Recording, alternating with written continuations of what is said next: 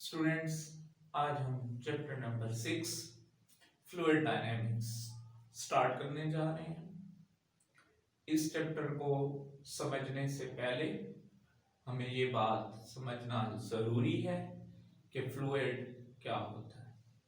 वैसे आज का जो मेन टॉपिक है वो viscous drag and Stokes law है, लेकिन इसको समझने से पहले हमें मालूम होना चाहिए कि फ्लूइड क्या है। फ्लूइड उस सब्सटेंस को हम कह सकते हैं जो एक जगह से दूसरी जगह पर बड़ी आसानी से फ्लो कर सकता है, बहकर पहुंच सकता है।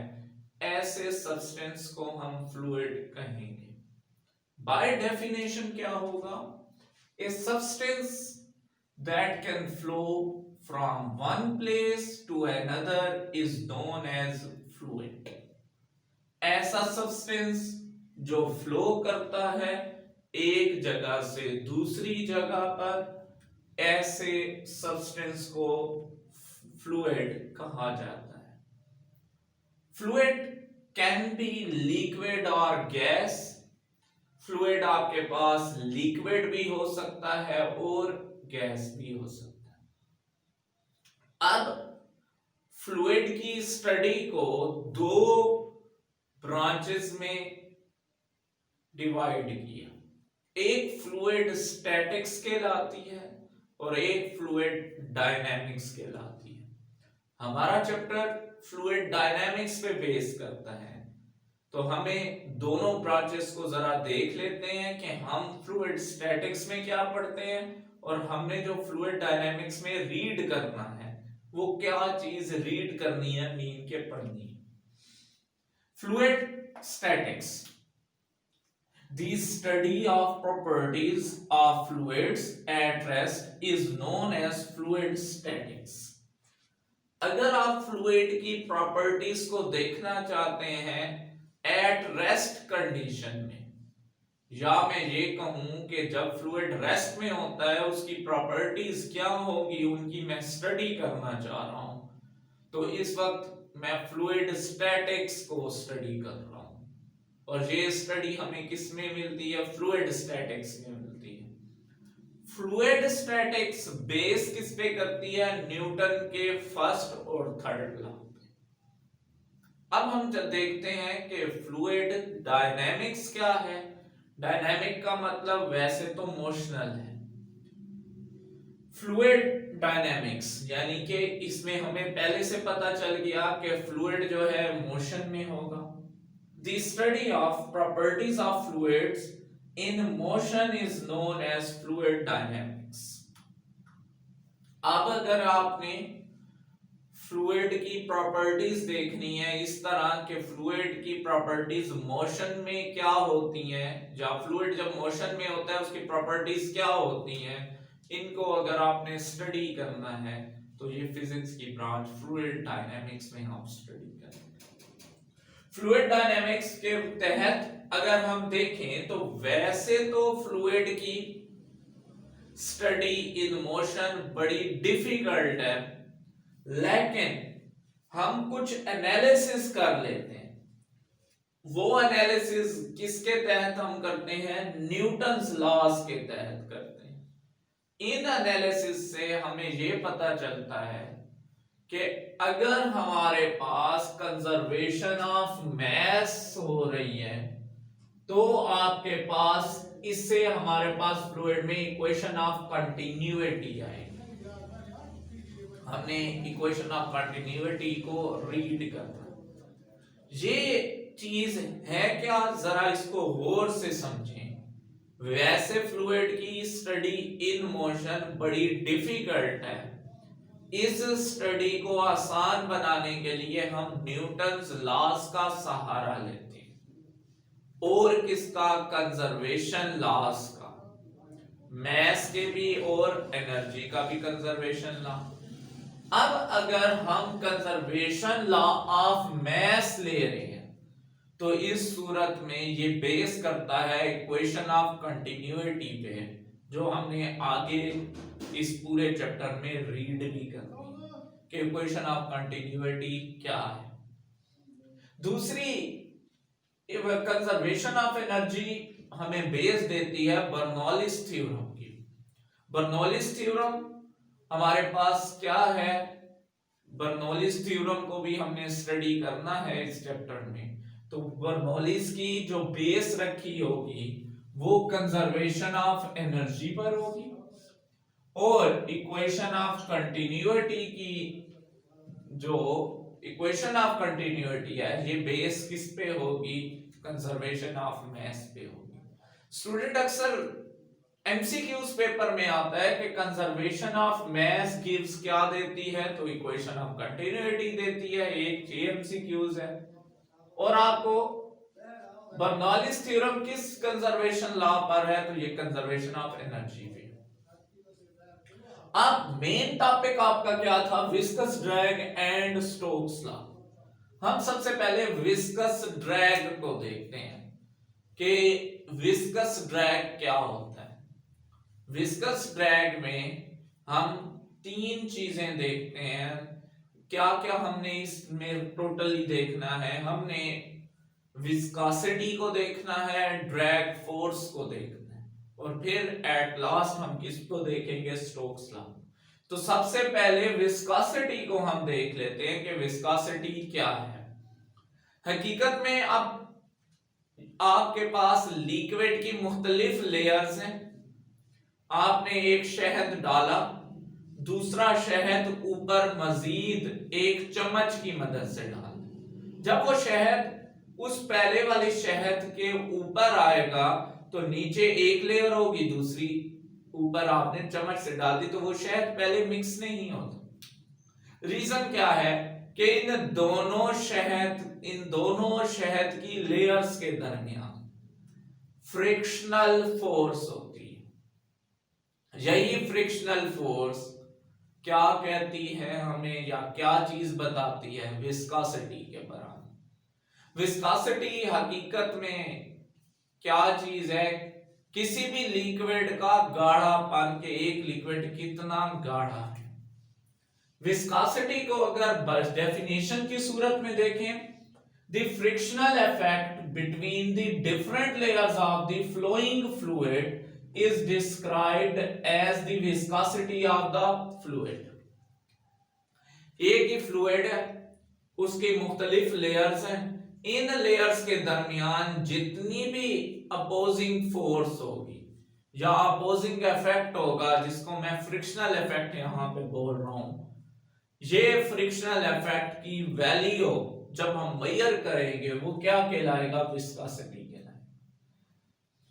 एक्सप्लेन करते हैं। Actually viscosity is the measure of its resistance to flow. असल में विस्कोसिटी हमें यह भी बताती है कि इसका फ्लो में कितनी रेजिस्टेंस है, कितनी अपोजिशन है। अगर एक लिक्विड की विस्कोसिटी ज्यादा है तो इसका ये मतलब कि उसकी रेजिस्टेंस अपोजिशन भी क्या होगी, ज्यादा होगी। And also how much force is required to slide one layer of liquid over another liquid. ये हमें ये भी बताती है कि एक लिक्विड की लेयर पे अगर मैं वही सेम नेचर का दूसरी लेयर डाल दूं तो इस सूरत में जितनी भी अपोजिंग फोर्स होगी उसकी मेजरमेंट भी हमें किससे पता चलती है, विस्कोसिटी से। For example substance like tar and honey, tar कहते हैं शीरे को, and honey have large coefficient of viscosity। इस बात का ये मतलब है कि हनी और टार की विस्कोसिटी का कोफिशिएंट बहुत ज्यादा है, जिसलिए आप देखते हैं कि टार और हनी को फ्लो होने में डिफिकल्टी भी पैदा होती है।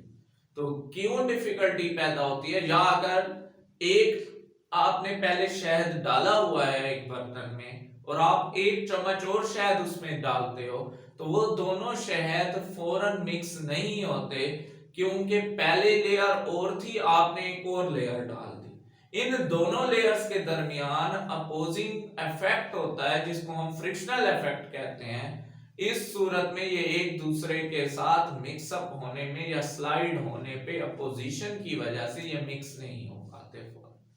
हाँ, तो हम ये कह सकते हैं कि जितने भी गाढ़े लिक्विड हैं उनकी विस्कोसिटी का कोफिशिएंट ज्यादा होगा, जैसे कि हनी और टार। वो सब्सटेंस जो इजीली फ्लो कर सकते हैं जैसे कि पानी have small coefficient of viscosity. पानी को अगर आप डालें, पहले पानी आपने एक ग्लास में डाला हुआ है, हाफ फिल्ड है, आप और पानी उसमें डाल दें तो और पानी जो उस ग्लास में जो पहले वाला पानी था, ये दोनों बड़ी इजीली मिक्स हो जाएंगे। इसका क्या मतलब है कि आपके पास वो लिक्विड्स जिनका स्मॉल कोफिशिएंट ऑफ विस्कोसिटी होता है, वो लिक्विड के दरमियान फ्रिक्शनल इफेक्ट लेयर्स का बहुत ही कम होता है।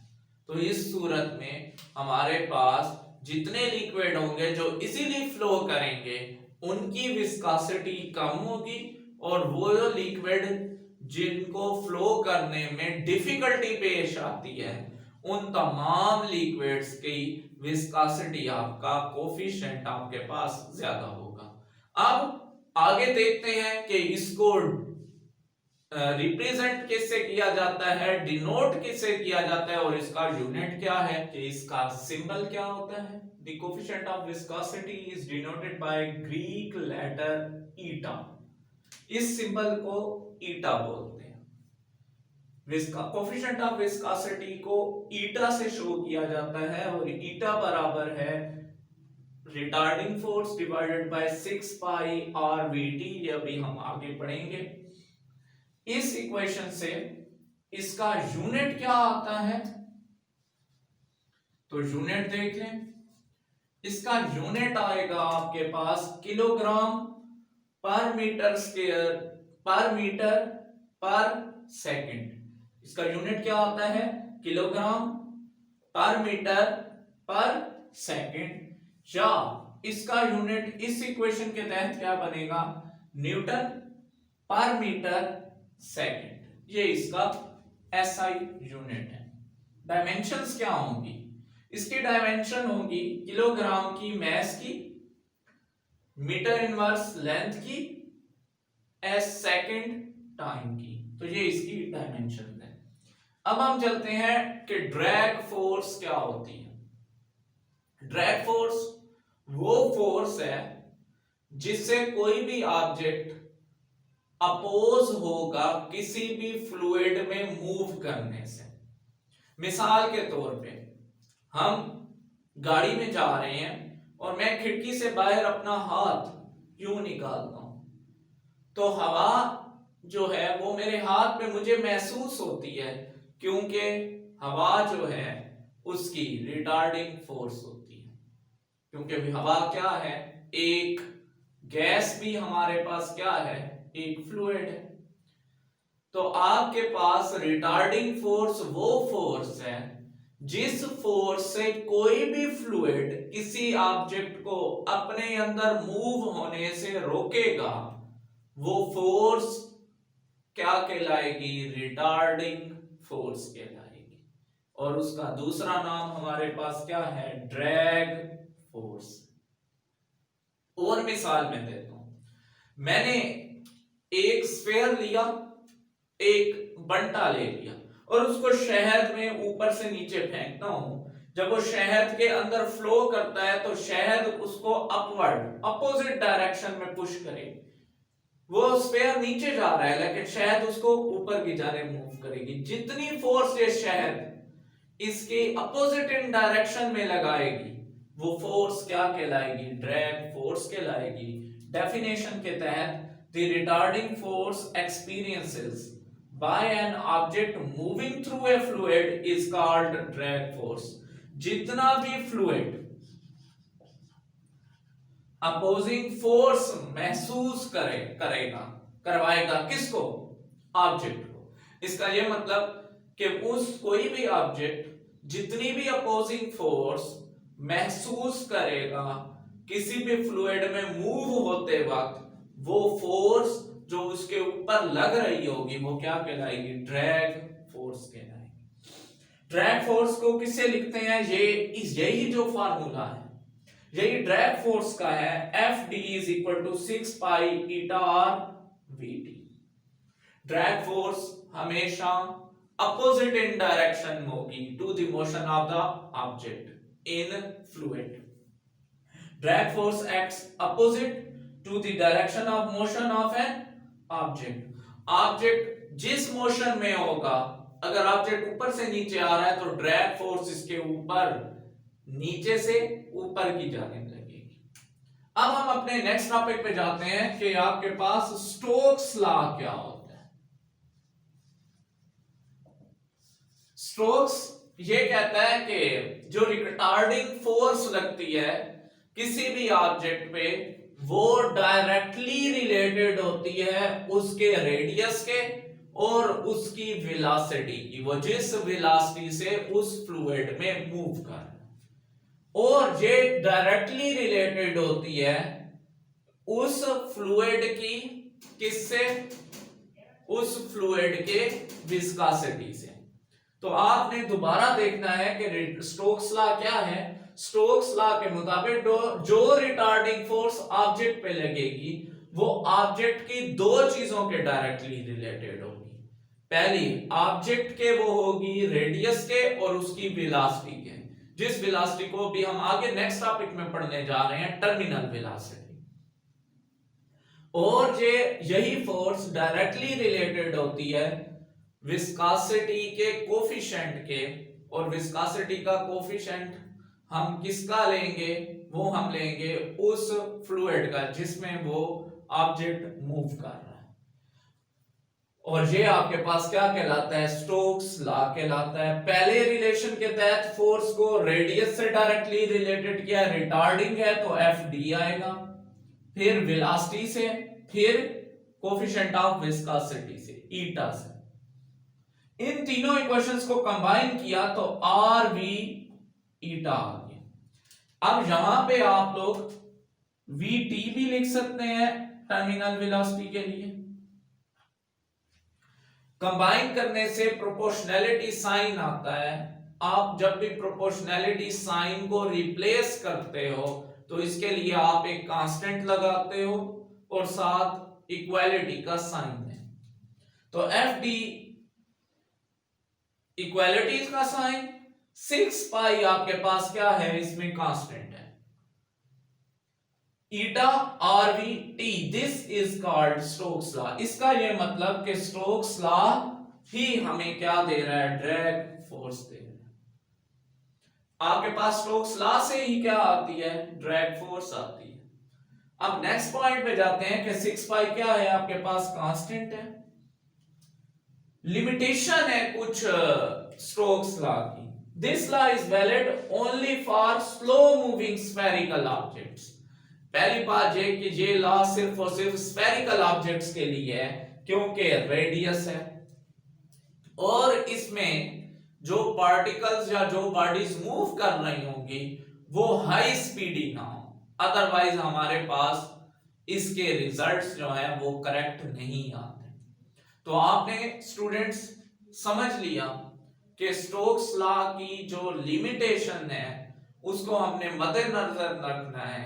हमने फास्ट मूविंग ऑब्जेक्ट्स बिल्कुल नहीं लेने जिनकी स्पीड इतनी ज्यादा हो कि हम उसको मेजर भी ना कर सकें बाय सिंपल मीटर्स। तो इस सूरत में कुछ लिमिटेशंस आ जाएंगी। और दूसरी बात, जिस ऑब्जेक्ट के ऊपर हम स्टोक्स लॉ को अप्लाई कर रहे हैं उसकी शेप आपके पास स्फेरिकल होनी चाहिए। तो इंशाल्लाह नेक्स्ट टॉपिक के साथ हम जल्द मिलेंगे, और नेक्स्ट टॉपिक हमारा होगा टर्मिनल वेलोसिटी। अल्लाह हाफिज।